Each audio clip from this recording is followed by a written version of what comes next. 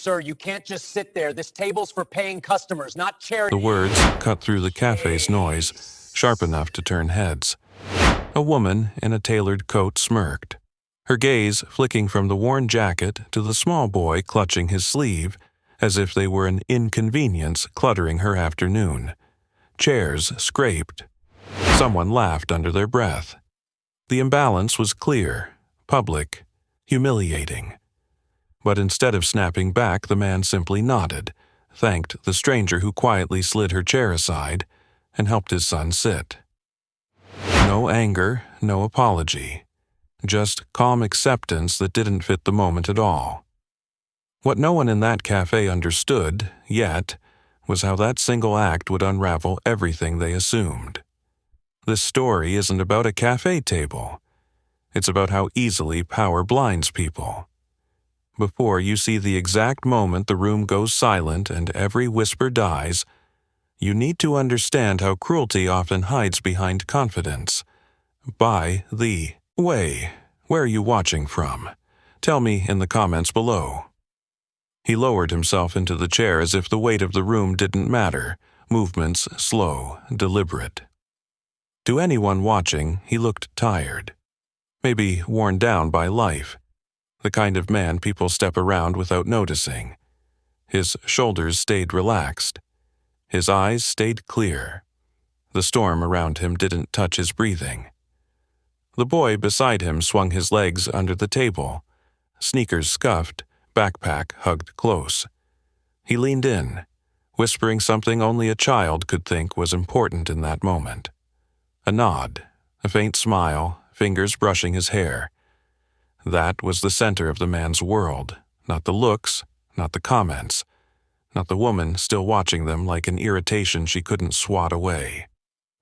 The cafe buzzed on. Steam hissed from the espresso machine. Cups clinked. Outside, traffic groaned against wet pavement. Inside, the divide was obvious. Polished shoes and designer bags filled the main floor. Near the edge, where service carts passed and cold air slipped in every time the door opened, he sat with his son, making the most of borrowed space. The woman, Lena Moreau, didn't look away. She was used to being obeyed, used to rooms adjusting to her presence. Her irritation wasn't loud anymore. It was sharper for being contained. A glance at her watch, a tight breath. Control slipping in small, unfamiliar ways. He noticed, of course. Not because he cared, but because noticing was instinct. The hum of the lights overhead felt uneven. A faint flicker near the counter. The register chimed twice when it should have chimed once. Little things. Patterns. He filed them away without thinking. Attention split between the room and the child tracing shapes on the tabletop with his finger. When a barista muttered about the system lagging again, he didn't look up. When a line formed and impatience grew, he didn't shift. He listened. Watched. The cafe felt like a machine under strain, gears, grinding where no one wanted to look. Lena finally exhaled sharply, standing just enough to signal authority without fully committing to it. Her voice carried, not shouting, but practiced projection. Complaints about service, about inefficiency, about how places like this never worked properly. Heads nodded. Agreement followed power like a reflex. He stayed seated. One hand rested on the table. The other steadied his son when a chair bumped into him from behind. The boy flinched, eyes darting up, searching his father's face for cues. What he found there was steady, unshaken. "Hey," he murmured softly, barely audible over the noise. "It's all right." That reassurance mattered more than any insult in the room. The child relaxed, trusting completely, unaware of the undercurrent building around them. Near the counter, the lights flickered again. Longer this time. A murmur rippled through the cafe. Someone joked about breakers. Someone else mentioned storms earlier that morning. Lena frowned, annoyed now for reasons she couldn't immediately dominate. He finally looked up then, eyes scanning the ceiling, the counter, the wall where cables disappeared behind plaster. The awareness sharpened, the calm taking on a different edge. This wasn't concern, it was assessment. A sharp beep cut through the chatter. The register froze. Screens blinked to black, then back, then black again. Groans replaced laughter. Orders stalled. The barista swore under her breath. Lena's irritation tipped into anger. Her phone was already in her hand, fingers tapping contacts, expecting solutions to arrive because she demanded them. They didn't. He rose slightly from his chair, not standing, just shifting his weight. His son looked up, sensing the change before understanding it. Around them, people complained. Money, status, impatience, all useless now against a problem no one wanted to claim. And in that small pause, with the cafe teetering between inconvenience and chaos, the overlooked man in the borrowed chair quietly prepared to step into a space no one had ever imagined he belonged. The moment stretched, thick with frustration and the hiss of cooling machines. People shifted, checking watches, muttering about wasted time. The barista tapped the frozen screen again like it might apologize and start working if pressed hard enough. It didn't. The lights flickered once more, and a nervous laugh rippled through the line. He stayed, half risen, not drawing attention, just listening. The cafe sounded wrong to him now, the hum uneven, the rhythm off. His eyes traced the walls where cables vanished, the breaker panel half hidden behind a chalkboard menu. Years of habit surfaced quietly, the kind that never really leaves you. Lena's voice cut in again, sharper this time. Unbelievable. I've got meetings stacked back to back, and this place can't even keep the lights on. Her phone was at her ear now, heels planted like she could anchor, reality through posture alone. Yes, it's happening right now. No, I don't care why. A man near the door scoffed. Guess we're all stuck, he said, irritation giving way to resignation. The boy tugged gently at his father's sleeve. Are we leaving? He whispered, eyes darting toward the door and back again. Not yet, he replied softly. Let's wait a minute. That minute stretched. The register chirped, died again. Steam sputtered uselessly from the espresso machine. Someone knocked a chair over in frustration. The cafe felt like it was holding its breath. Behind the counter, the barista rubbed her temples. We've had issues since the storm, she said to no one in particular. Maintenance says it's the wiring, but they're backed up for hours. Lena pulled the phone from her ear, glaring. Hours? That's unacceptable. He finally straightened fully, movement subtle but deliberate. Where's your breaker panel? He asked, voice calm, unassuming. The barista blinked. Back there, she said, pointing past the prep area. But we're not supposed to. It's fine, he said gently. I'll just take a look. A few heads turned, not many. To most, he was still the man from the edge table, the one who'd been told where he belonged minutes earlier.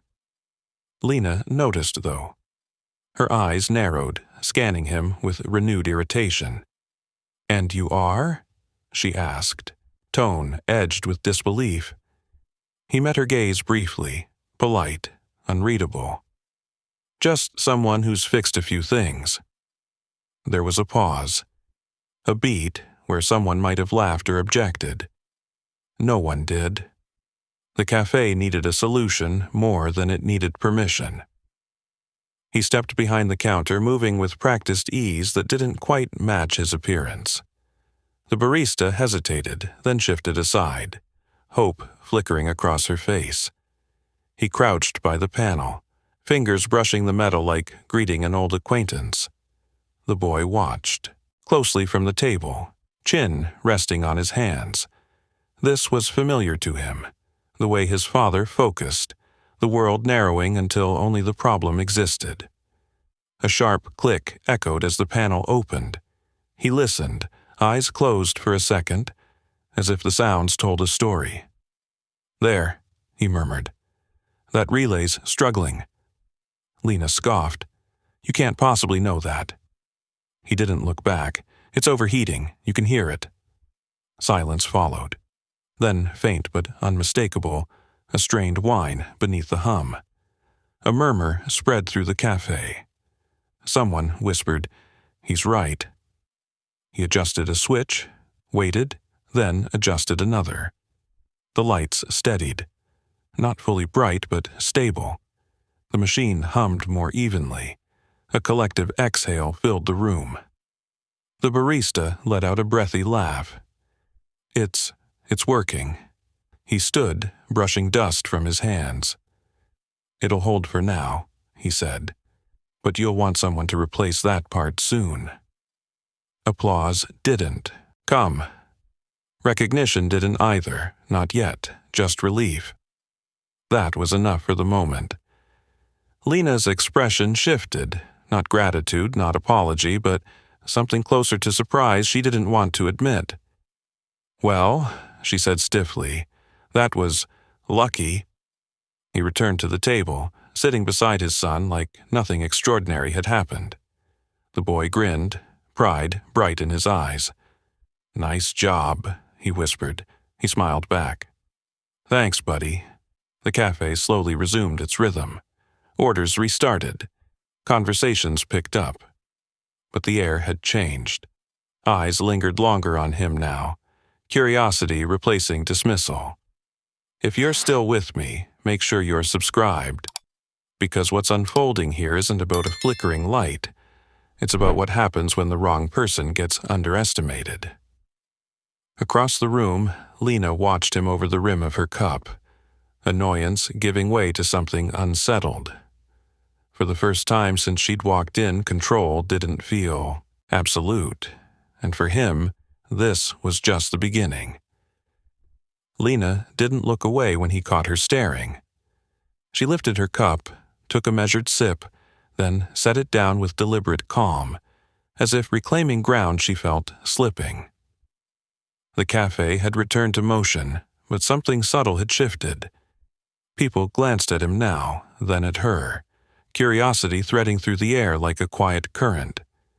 He felt it without needing to look. Attention had a weight to it, a pressure between the shoulders.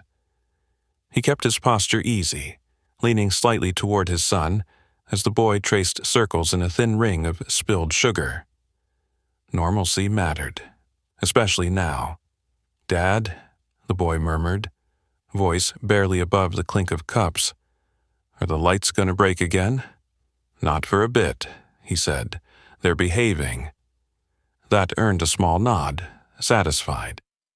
The child returned to his sugar art, crisis already filed away as something handled. At the counter, the barista moved faster, confidence returning to her. "Hands. Next order," she called, relief bleeding into cheerfulness. The line shuffled forward. Life resumed, but the memory of disruption lingered, leaving people more observant than before. Lena stood. Her chair slid back just enough to make sound. Heads turned instinctively. She walked toward the counter, heels clicking, phone tucked away now that it had failed her.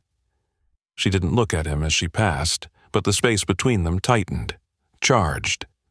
"You should comp that man's drink," someone near the pastry case whispered, not as quietly as they thought. The barista glanced toward his table, then back to Lena, uncertainty flickering. Lena heard it. She stopped, turned halfway, eyes sharp. "Excuse me?" The whisperer flushed and looked away. Power reasserted itself through silence. He watched from the corner of his eye, not intervening. This wasn't his battle to pick. Not yet. His focus stayed on the room, on the faint vibration under the floor that told him the fix was temporary. Stable, but strained. Like someone smiling through pain. "Oh," Lena ordered briskly, efficient again. When she turned, her gaze finally met his. "You know," she said, a voice smooth, carrying just far enough, "tampering with private equipment is usually a liability." He met her tone without matching it. "So is ignoring a problem until it gets worse." A few people froze mid-motion. The barista pretended very hard to clean the counter. Lena's smile thinned. "You got lucky." "Luck helps," he said evenly. "Preparation helps more." Her eyes searched his face, looking for something. Arrogance, defensiveness, a crack. She found none. That unsettled her more than anger would have. She turned away without responding, collecting her drink and moving toward the window-side table she'd claimed earlier. As she sat, she kept him in her peripheral vision, pretending interest in her phone while clearly not reading a word. The boy swung his legs again, bumping the table gently. "She's mad," he whispered matter-of-fact. He suppressed a smile. "She's frustrated." Why? He considered that. Because things didn't go the way she expected. Oh. The boy accepted that easily. Adults were complicated, but patterns were simple. Minutes passed. Outside, rain began again, tapping against the glass. Inside, warmth and caffeine dulled the edges of impatience. But beneath it all, the system groaned, unheard by anyone who didn't know how to listen. A low buzz crept back into the lights, barely noticeable. He felt it like a prickle at the base of his neck. The barista noticed too. Her eyes widened slightly. She glanced toward the back, then toward him, hesitation written plainly on her face. Lena noticed that look. She followed it. Irritation flared again, hotter this time, mixed with something else. Unease. She stood abruptly. "Is there another problem now?" The barista hesitated.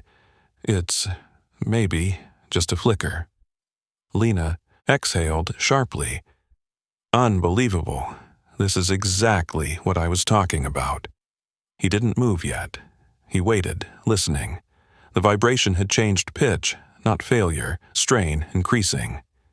"Maintenance isn't coming," the barista said quietly. "They just called back. They're stuck across town." Murmurs spread. Chairs shifted. Someone cursed under their breath. Lena's jaw tightened. She looked around, calculating. Then, against her will, her gaze landed on him again. This time, it lingered. He felt the unspoken question, the reluctant need. He didn't rush to answer it. He reached for his son's backpack instead, pulling it closer to his chair, grounding himself in something solid and familiar. The boy looked up at him, sensing the shift again. "Is it bad?" "Not yet," he said, "but it could be if no one handles it right." Across the room, Lena hesitated. For the first time, she looked unsure of which move would preserve her authority. The lights flickered, longer this time. A collective intake of breath followed. He finally stood. The scrape of his chair quiet but decisive, and the cafe seemed to notice all at once. Conversation stalled. The rain tapped harder against the windows, as if leaning in to listen. He didn't rush forward or raise his voice. He simply stepped into the open space between tables, where frustration and expectation had pooled, and felt every eye track the movement. The lights buzzed again, longer, angrier. Somewhere behind the counter, a machine gave a tired whine. The problem was growing teeth now, and everyone could feel it even if they didn't know why. His son twisted around in his chair, watching him with wide, steady eyes. "Dad?" he called softly, not scared, just checking. That single word cut through the tension more effectively than shouting ever could. "I'm right here," he replied, glancing back with a calm nod. "Stay put." The boy nodded, trusting without question, small hands gripping the edge of the table. That trust settled into the father's chest, heavy and familiar, a reminder of what mattered if everything else went sideways. He turned back toward the counter, attention sharpening. Lena crossed her arms, impatience and something like worry flickering across her face before she smoothed it away. "You're enjoying this," she said, loud enough for nearby tables to hear. "The attention." He shook his head once. "I'm watching a system fail," he said evenly. "That's all." A few patrons exchanged looks. Someone near the window muttered that they should just leave. Another complained about losing Wi-Fi. Small problems stacked on top of each other, stress compounding like interest. Behind the counter, the barista swallowed hard. "It's getting worse," she admitted, voice tight. "The breaker's hot, I can smell it." That changed things. The faint tang of overheated plastic reached him too, subtle but unmistakable. His jaw tightened, not in fear, but focus. He stepped closer, palms open, non-threatening. "When did the smell start?" "A minute ago," she said, "maybe 2. Lena scoffed. "So now we're supposed to panic over a smell?" He turned to her then, really looked at her. Not as an obstacle, but as a variable. "Smells mean friction," he said. "Friction becomes fire if ignored." Silence followed, heavier than before. Someone coughed. The lights flickered again, dimming just enough to make people uneasy. The boy slid off his chair suddenly, backpack bumping against the table leg. "Dad, can I hold your phone?" he asked, trying to be helpful in the only way he knew. A soft smile touched his father's face. "Sure," he said, passing it over. "Just don't drop it." That small exchange grounded him, anchored his resolve. He moved behind the counter again, this time with purpose no one questioned. The barista stepped aside without hesitation, relief flashing across her face. Even Lena didn't stop him, though her fingers clenched around her cup. He crouched by the panel, heat radiating through the metal now. Too hot, too fast. His mind mapped the system instinctively, years of experience threading together possibilities. Temporary fixes wouldn't cut it much longer. "We need to shut this down for a minute," he said, not asking. The barista nodded immediately. "Do it," Lena snapped. "You can't just shut down a business in the middle of—" "If we don't," he interrupted calmly, "you'll be evacuating it." That did it. Fear flickered, brief but real. She hesitated, then waved a sharp hand. "Fine. Do whatever you think you're doing." He worked quickly, movements precise, sweat beating at his temple from the heat. A switch flipped. The lights went out completely. Gasps erupted. Someone cursed. Chairs scraped back. "It's okay," he called out, voice steady in the dark. "Give it a second." In that darkness, his son's voice rang out, small but clear. "He knows what he's doing." A few nervous laughs followed. The tension cracked, just a little. The light surged back on, brighter, steadier. Machines hummed in relief. The smell faded. A stunned quiet filled the cafe. No applause, no cheers.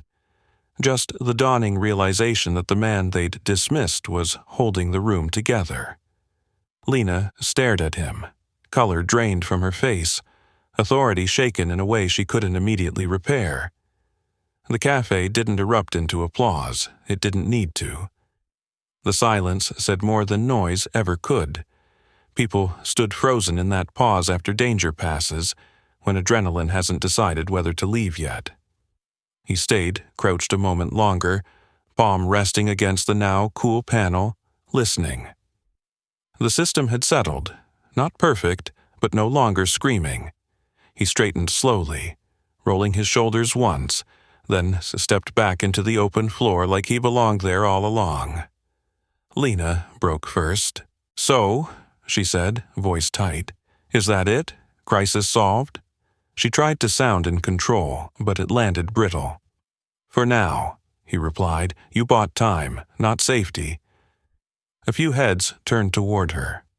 The balance shifted again, subtle but unmistakable. The barista exhaled shakily and laughed under her breath, the kind that comes after narrowly avoiding disaster. I thought we were done for, she admitted. He nodded. You were close. The boy hopped back onto his chair, clutching the phone like a trophy. Pride radiated from him, unfiltered. You fixed it, he said loudly, beaming. A woman near the window smiled at him. Someone else murmured, Smart kid. Lena noticed that too. Her eyes narrowed, not at the child, but at the connection she couldn't dismiss so easily. You seem very confident for someone who doesn't work here, she said. He reached for the backpack at his feet, unzipping it part way. Inside, nestled between notebooks and a folded hoodie, was the object he'd guarded earlier. A compact, scarred diagnostic tool, old but meticulously maintained. He hadn't meant to reveal it yet. Circumstances chose for him. I don't, he said, lifting it just enough for her to see. But I know this equipment. The barista's eyes widened. Is that? We haven't had one of those in years. Still works, he replied, if you treat it right. Murmurs rippled outward. Recognition sparked in places it hadn't before. Lena stared at the device like it offended her sense of order.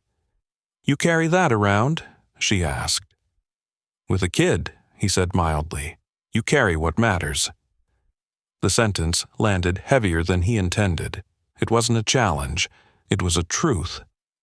The boy swung his legs again, oblivious to the undercurrent, humming to himself. Lena scoffed, then stopped. Her gaze flicked from the tool to the panel to the faces around her. She was losing the room, and she knew it. This doesn't change the fact that you interfered, she said. There are rules. There are consequences, he corrected. You saw one forming. Silence again.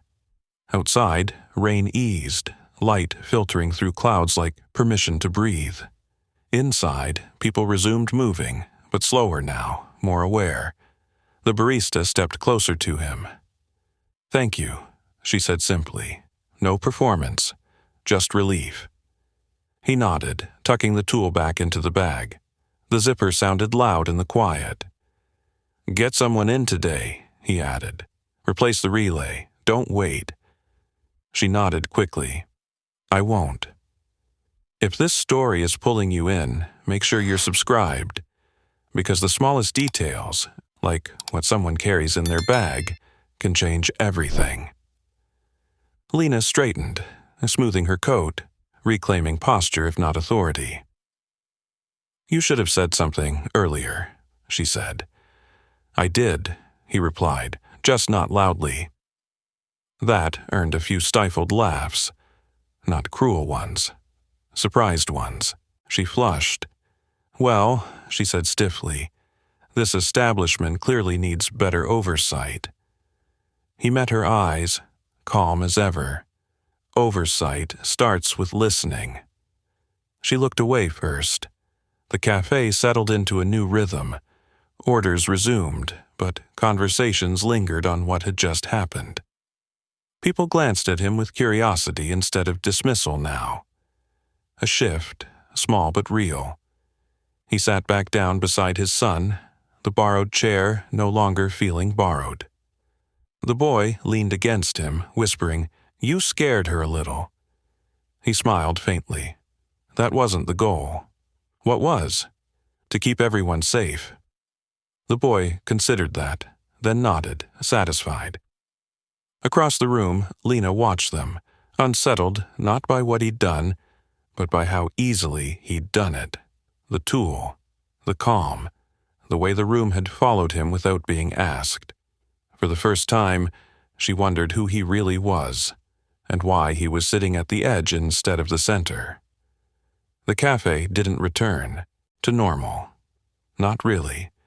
It pretended to, the way people do after something unsettling passes without fully explaining itself. cups were filled, orders called out, chairs scraped back into place. But the ease was gone, replaced by an alert stillness that followed him wherever he sat. He felt it like a low hum beneath the floor, not threatening, just awake. Lena remained standing longer than necessary, fingers resting on the back of her chair as if she needed the support. Her gaze drifted to the backpack at his feet again, to the zipper now closed, to the knowledge tucked away inside it. Whatever narrative she'd constructed about him earlier no longer fit. That bothered her more than being wrong. "You should really consider liability," she said at last, voice quieter, less performative. "If something had gone wrong." "But it didn't," he replied, not dismissive, simply factual. "Because someone paid attention." She pressed her lips together. Around them, people pretended not to listen while listening to everything. The barista returned with a cup and set it on his table without being asked. "On the house," she said quickly, cheeks flushed. "Both of you." "Thank you," he said, genuine. The boy's eyes lit up. "Hot chocolate?" She smiled. "Extra marshmallows." That earned a ripple of warmth through the room that had nothing to do with the heaters. Someone nearby chuckled. Someone else nodded approval. Small alliances formed in moments like these. Lena watched the exchange, something tightening in her chest. She wasn't used to being the observer when goodwill moved. It usually followed her. Now it flowed around her instead. She pulled out her phone again, not to call anyone this time, but to search. Names, terms, fragments of memory sparked by the tool she'd seen. Old models, specialized equipment, the kind used by people who solved problems before they became disasters. Her eyes flicked up as he leaned closer to his son, murmuring something that made the boy laugh softly. The sound cut through her concentration. Annoying. Disarming. "You didn't answer my question earlier," she said suddenly. He looked up. "Which one?" "What you do," she said, "when you're not this." He considered that, stirring the coffee he hadn't yet tasted. "These days?"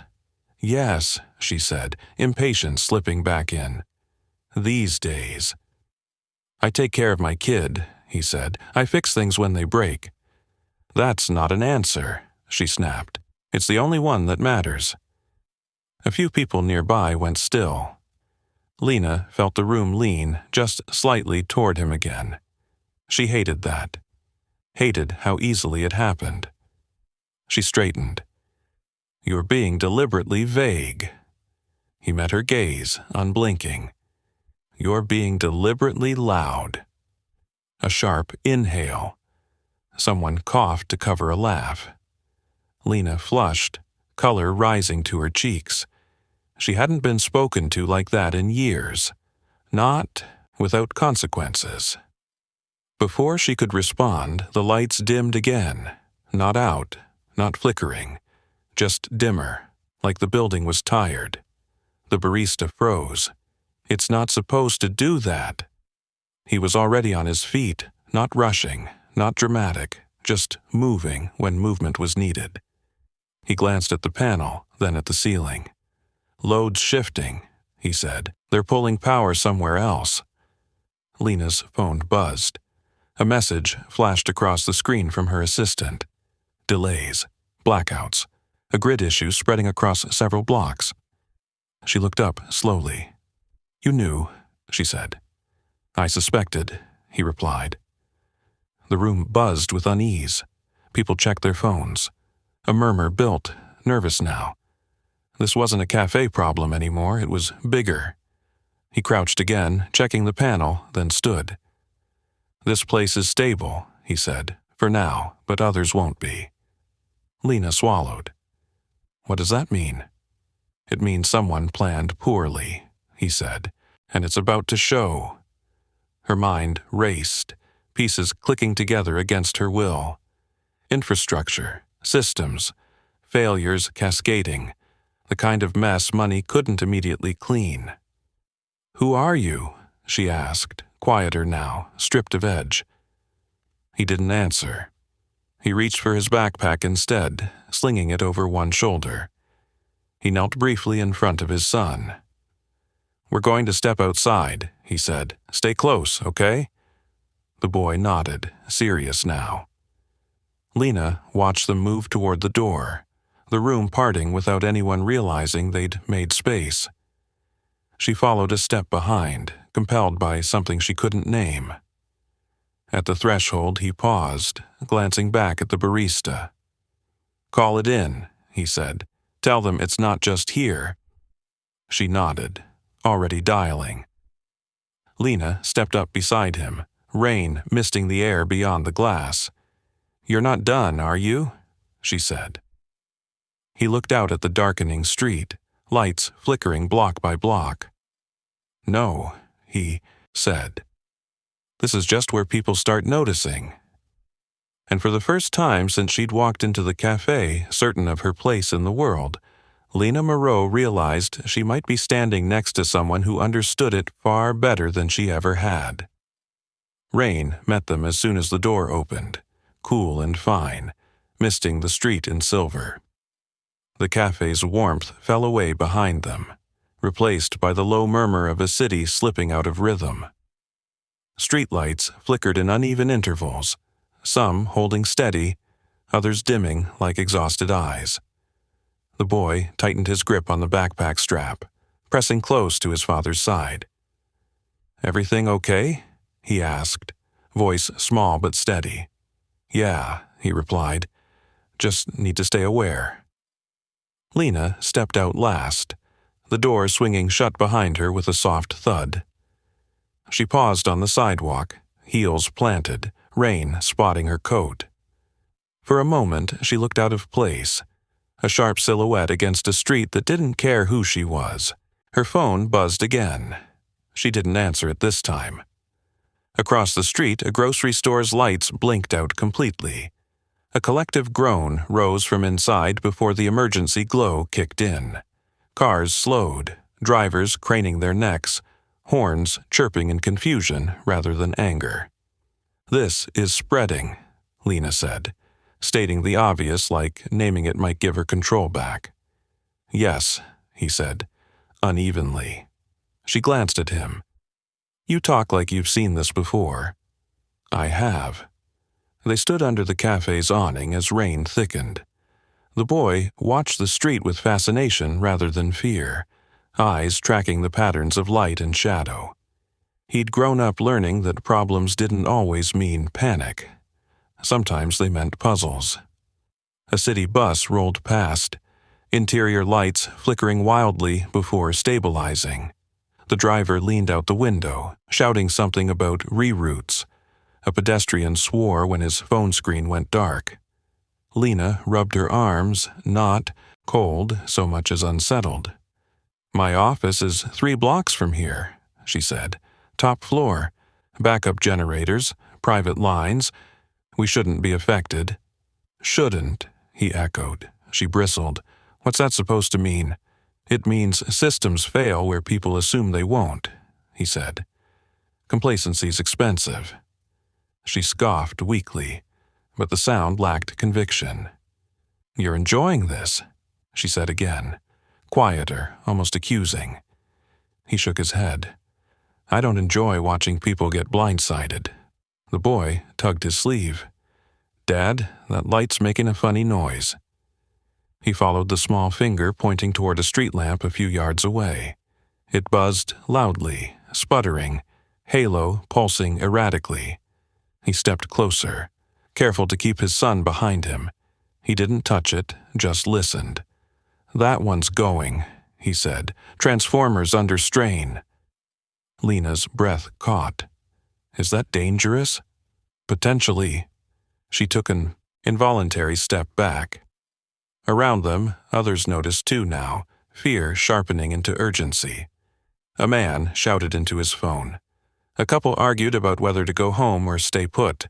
The street felt like a held breath. Lena's phone rang again. She answered this time. Yes? A pause, her face drained of color. No, that can't be right. Another pause. We're not even on the same grid sector. She lowered the phone slowly, eyes unfocused. What? He asked. Our building lost power, she said. All of it. Generators didn't kick in. He closed his eyes briefly, processing. That's bad. She laughed once, sharp and hollow. You think? He met her gaze, calm, cutting through her spiraling thoughts. I think someone didn't test redundancy, he said, or ignored warnings. Her mind raced, threads snapping together. Reports she'd skimmed, budgets she'd approved, delays she'd waved off because nothing had gone wrong yet. Until now. This isn't just inconvenience, she whispered. There are servers, data, people working late. He nodded, which is why standing here arguing won't help. She straightened reflexively. Then what will? He looked down at his son. You good walking a bit? The boy nodded, serious again. Where are we going? To higher ground, he said, literally and figuratively. Lena frowned. You're going to my office. I'm going to where the problem is loudest, he corrected. Yours just happens to qualify. She hesitated, pride and fear wrestling visibly. You can't just walk in.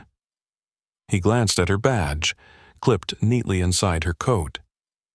You can, he said, and you're not the kind of person who likes being helpless.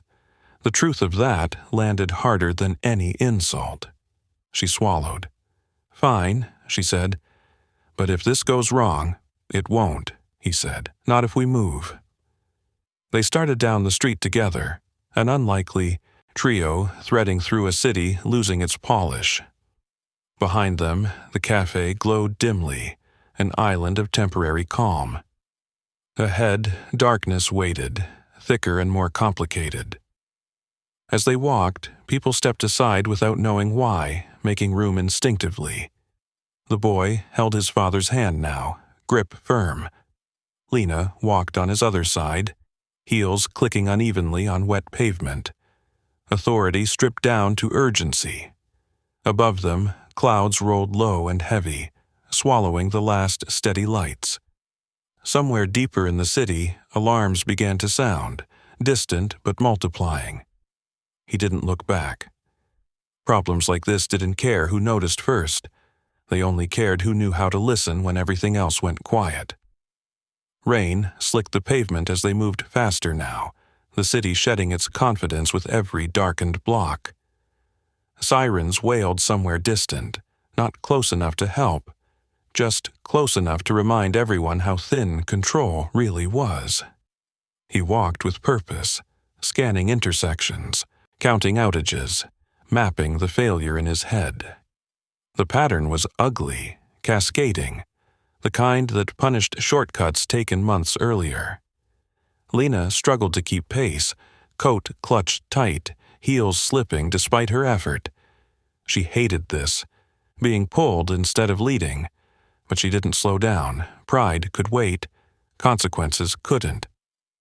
Generators are supposed to isolate failures, she said breathlessly. They're designed to... Designs don't save you, he said. Maintenance does. That stung. It was supposed to. They reached the office tower just as emergency lights flickered on inside, bathing the lobby in harsh white. Security stood uncertain behind the desk, phones out, procedures forgotten. When they saw Lena, relief rushed in. Ms. Moreau, one guard said, we lost everything at once. Access systems, servers. Let us through, she snapped, reflex reclaiming ground. The elevators were dead. He glanced at the stairwell door already ajar, emergency signage glowing. Stairs, he said. They climbed, flight after flight. The boy kept up without complaint, breathing steady, trust unwavering. Halfway up, Lena faltered, hand braced on the rail. 5 minutes, she said. Just give me... We don't have 5. he replied gently, not slowing. She cursed under her breath and followed. When they reached the executive floor, the hum hit him immediately. Wrong, strained, dangerous. Servers lined the glass-walled room like a silent army, emergency power feeding them unevenly. A tech hovered uselessly, pale and sweating. "It spiked," the tech said, then dropped. "We're trying to stabilize." He set the backpack down carefully, unzipping it fully now. The diagnostic tool came out, cables following like veins. Lena watched, heart pounding, as competence filled the room. "You know this system," she said. "I helped design one like it," he replied, plugging in. "A long time ago." Screens flickered, data scrolled. He frowned. "There's your problem." Load prioritization was overridden. The tech blinked. "Only exec approval can—" Lena froze. Memory slammed into her. A budget meeting, a delay, a decision made to keep performance high during peak hours. "I signed off on that," she whispered. He didn't look at her. "Then you're signing off on undoing it." Alarms chirped softly as he rerouted power, isolating failing nodes. Sweat ran down his neck, focus absolute.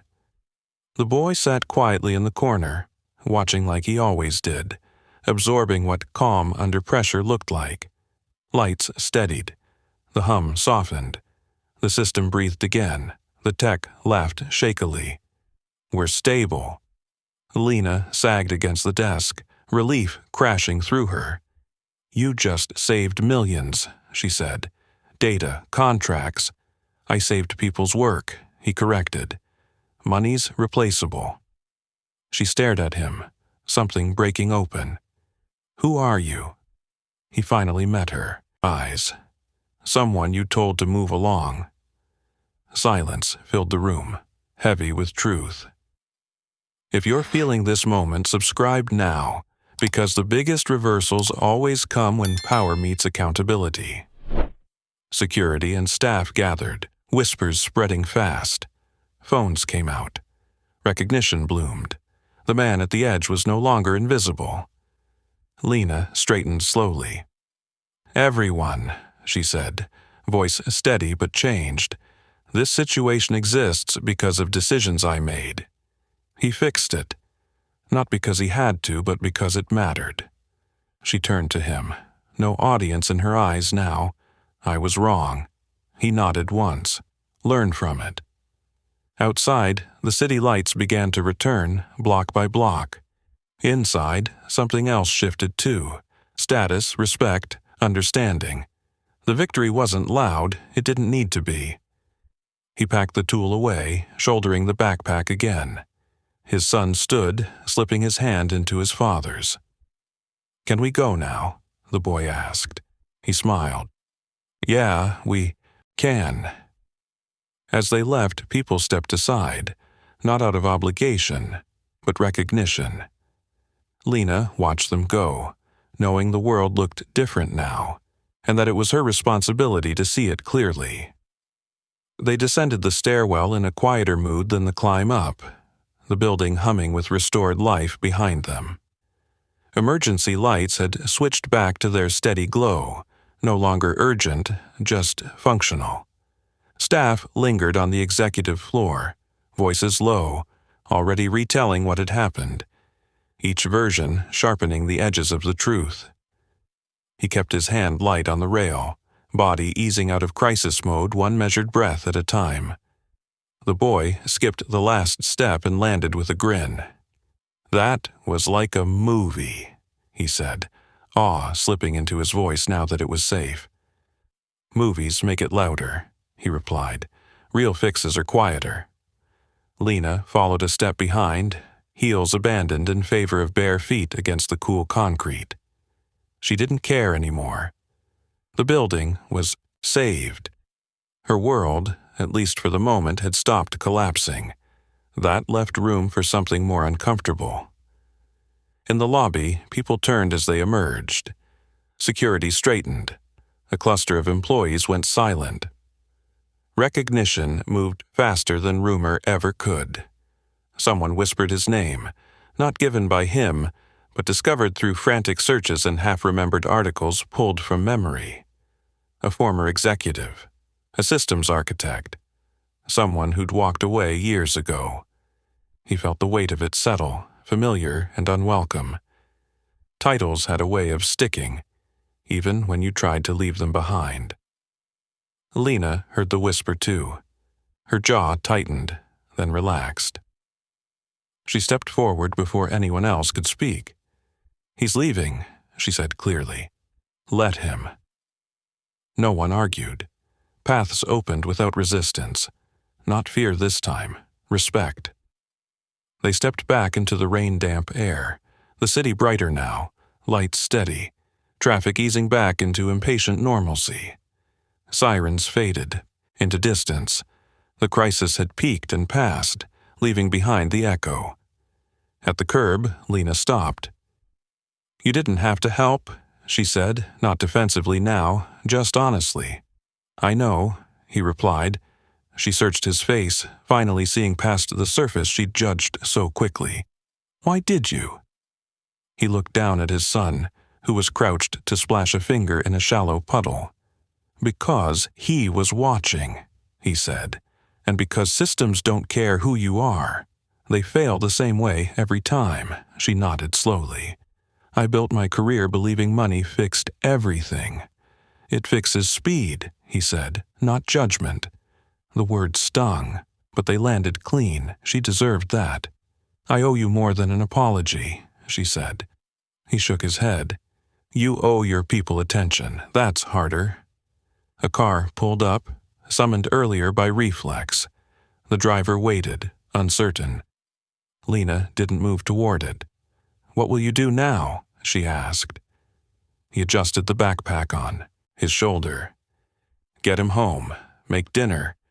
Tomorrow, probably fix something else no one's paying attention to." She let out a small, incredulous laugh. "You could run this place better than half the executives upstairs." "I already did," he said quietly. "Once." That landed harder than anything else he'd said.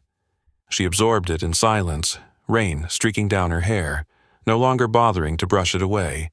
The boy stood and tugged his sleeve. "Dad, can we get fries?" He smiled. "Yeah, we can." Lena hesitated, then reached into her coat, pulling out a card. She held it out, not as leverage, but invitation. "If you ever want a seat at a table," she said, "one that listens this time." He didn't take it, not immediately. He looked at it, then at her. "Make sure the table's open to more than just me," he said. She nodded, understanding blooming too late but real. "I will." He finally accepted the card, slipping it into the backpack without ceremony, not a promise, just an option. They walked away together, father and son disappearing into the brightened street, ordinary again by choice rather than dismissal. Behind them, Lena watched until they turned the corner, the space they left behind feeling strangely empty. Inside the building, conversations would continue, stories would spread, people would reevaluate who they overlooked and why. The ripple had started. It didn't need him to stay and watch it grow. He squeezed his son's hand as they crossed the street, city alive around them once more. The world hadn't changed completely, but one corner of it had been forced to see more clearly, and sometimes that was enough.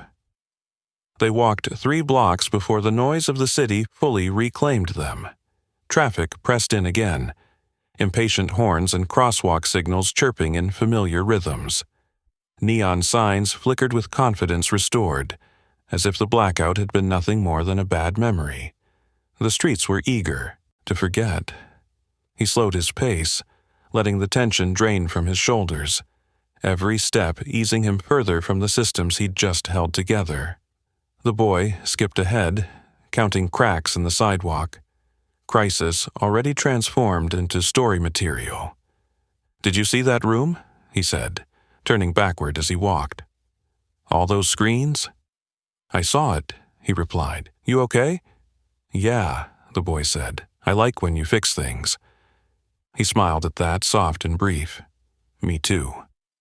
Behind them, footsteps approached. Not hurried, not aggressive, familiar. He didn't turn right away. He already knew who it was. Wait, Lena called, breathless from trying to catch up without her heels. Please. He stopped.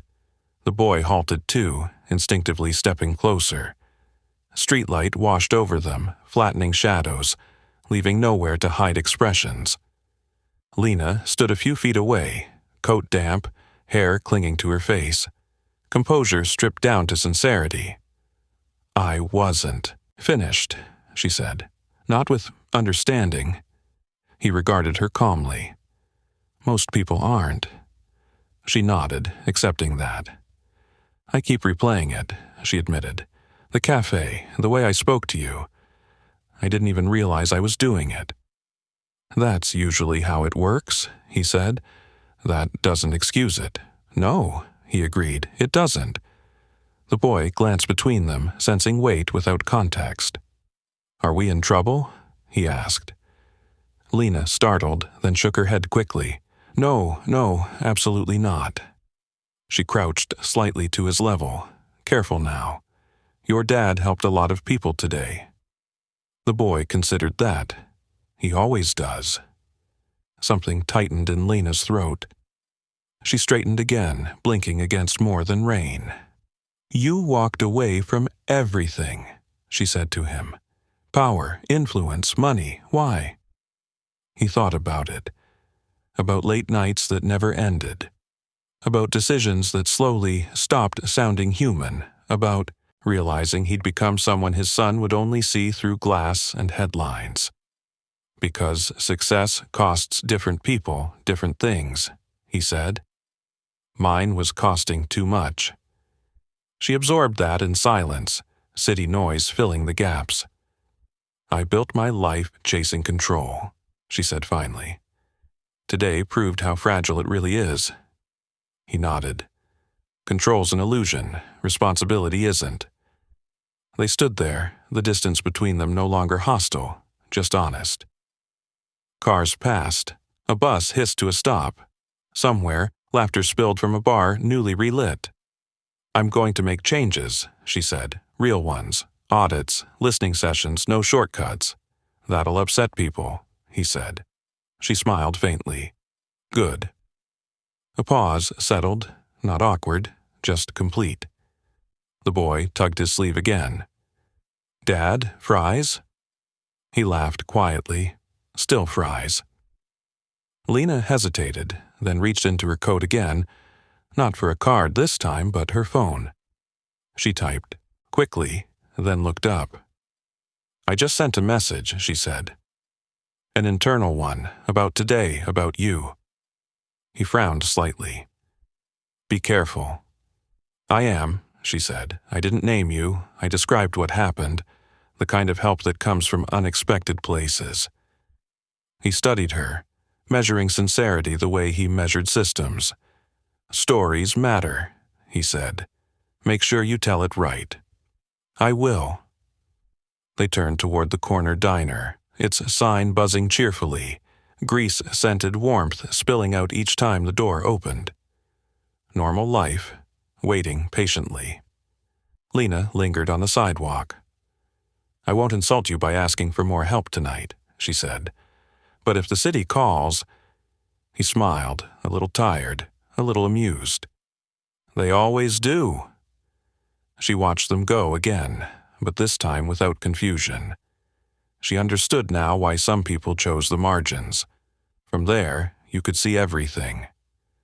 Inside the diner, the boy slid into a booth, feet dangling, excitement bubbling.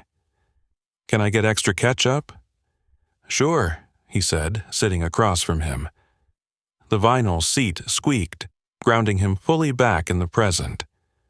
As they waited, he glanced out the window.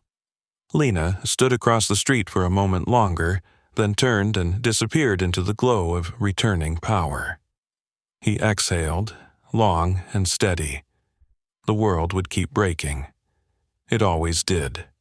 But tonight it had been held together long enough for something else to change. The boy grinned at him over the table. Best day ever. He laughed softly, warmth spreading through him at last. Yeah, he said. One of them. Morning arrived gently, as if the city didn't want to startle itself after the night before. Sunlight filtered through the diner window, glinting off chrome and half-empty syrup bottles. He sat back in the booth, coffee cooling in his hands, listening to the familiar sounds of plates and quiet conversation. The boy was busy with fries, perfectly content, unaware that the world beyond ketchup and booths had already begun rearranging itself because of what had happened. Phones buzzed around the diner. News alerts, group chats. Someone at the counter murmured about the blackout, about an executive office saved at the last minute. He didn't look up. He'd learned long ago that attention arrived whether you invited it or not. What mattered was what you did when it came, and whether it stayed longer than it deserved. Across town, Lena stood in a glass conference room that suddenly felt far too exposed. Screens displayed incident reports, timelines, names. Her name appeared more than once. She didn't flinch. She'd already decided not to. Around the table, executives shifted uncomfortably, some defensive, some impressed, some afraid. She spoke clearly, without embellishment, recounting the night exactly as it happened. No heroics, no excuses, just facts, responsibility, and consequences. Back at the diner, the boy wiped his hands on a napkin and leaned forward. "Are we going to the park later?" he asked. "Yeah," he said, "after breakfast." "Good," the boy replied, satisfied. The simplicity of it anchored him more firmly than any title ever had. Outside, a delivery truck rattled past, normal life asserting itself, one routine at a time. Lena ended the meeting with directives instead of platitudes. Audits, reviews, mandatory redundancy testing. More importantly, listening sessions that included people usually filtered out by hierarchy. The room resisted at first, then bent. Power, she realized, didn't disappear when shared. It redistributed, often more effectively. When the meeting ended, no one clapped. They didn't need to. The work ahead was louder than approval. He paid the diner bill in cash, leaving a modest tip. The waitress smiled, unaware of the quiet significance of the man she'd just served. They stepped outside together, sunlight warming the pavement. He breathed deeply, feeling the last of the tension slip away. For the first time since the cafe, he felt fully present, not scanning for failures, not anticipating collapse. At her office window, Lena watched the city move. Traffic flowed, lights stayed on, systems held for now.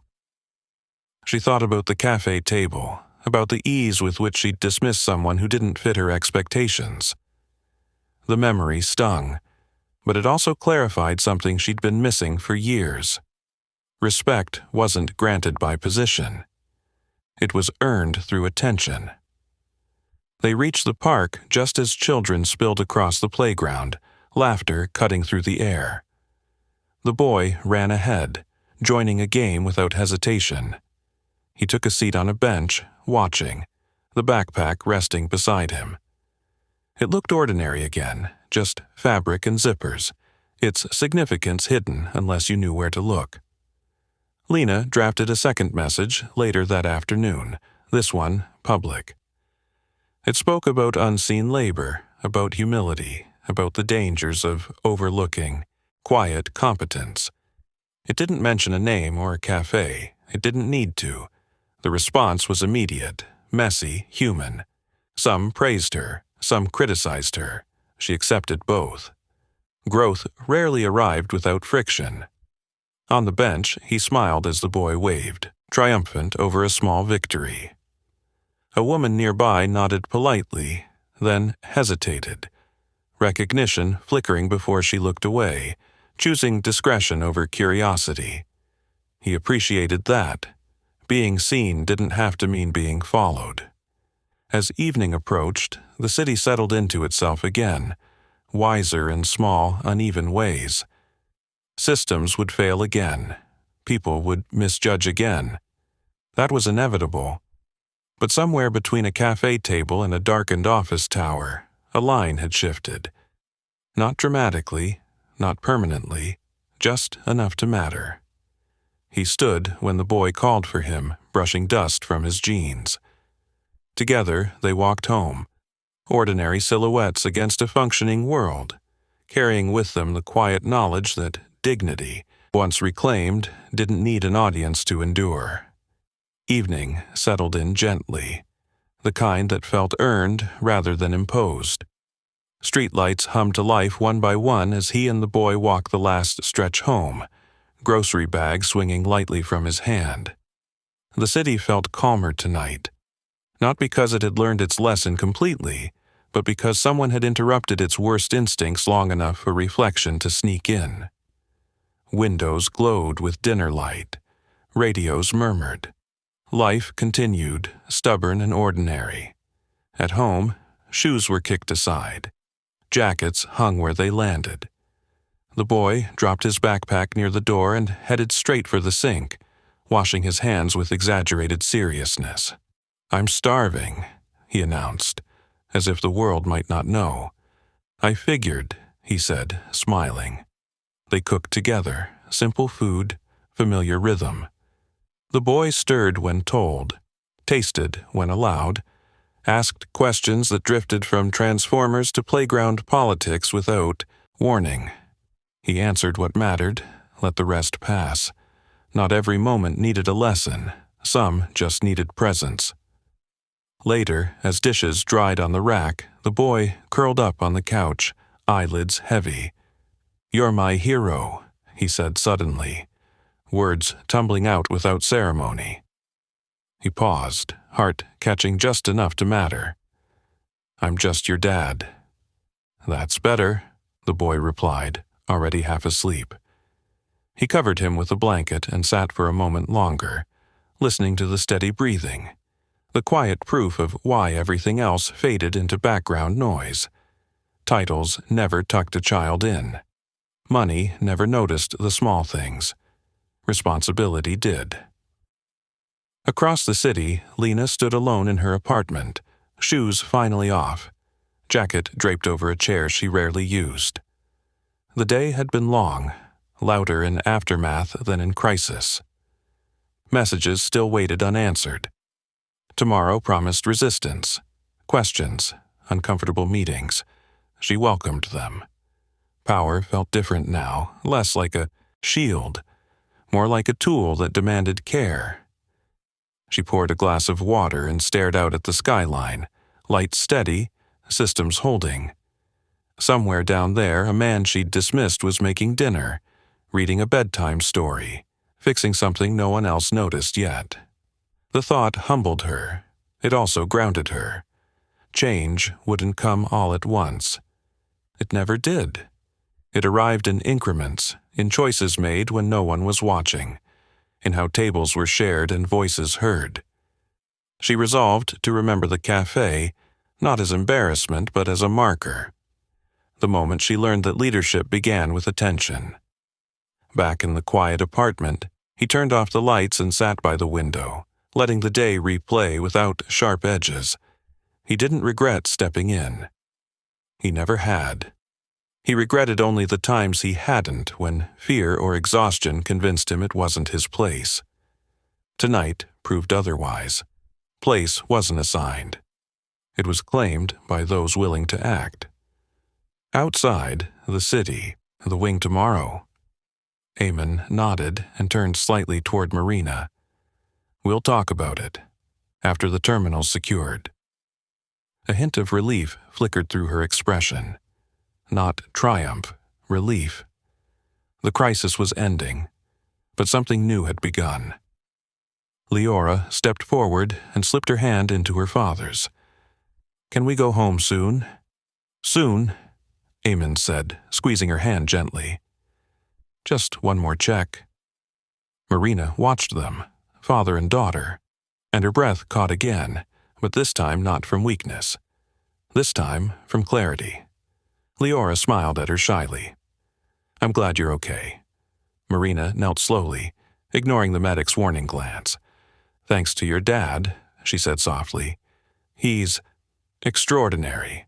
Leora nodded proudly. I know. The simple confidence in her voice tightened something in Marina's chest.